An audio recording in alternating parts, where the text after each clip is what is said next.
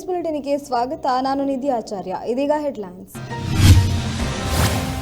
ಶ್ರೀ ಕೊಡಮಣಿತಾಯ ದೈವಸ್ಥಾನದಲ್ಲಿ ನೇಮೋತ್ಸವ. ದೈವದ ಗಂಧಪ್ರಸಾದ ಸ್ವೀಕರಿಸಿದ ಬಂಟ್ವಾಳ ಶಾಸಕ ರಾಜೇಶ್ ನಾಯ್ಕ್. ದೈವಗಳ ನೇಮೋತ್ಸವವನ್ನು ಕಣ್ತುಂಬಿಕೊಂಡ ಭಕ್ತಾದಿಗಳು.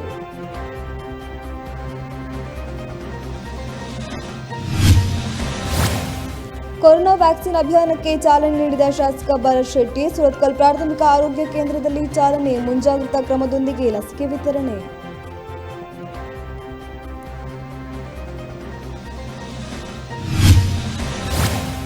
ಸೌದಿ ಅರೇಬಿಯಾದಲ್ಲಿ ನಡೆದ ಕ್ರಿಕೆಟ್ ಪಂದ್ಯಾವಳಿ. ಮಂಗಳೂರು ಯುನೈಟೆಡ್ ಕ್ರಿಕೆಟ್ ತಂಡಕ್ಕೆ ಪ್ರಥಮ ಸ್ಥಾನ. ಮಂಗಳೂರಿನ ಕೀರ್ತಿಯನ್ನು ಹೆಚ್ಚಿಸಿದ ಯುವಕರ ತಂಡ.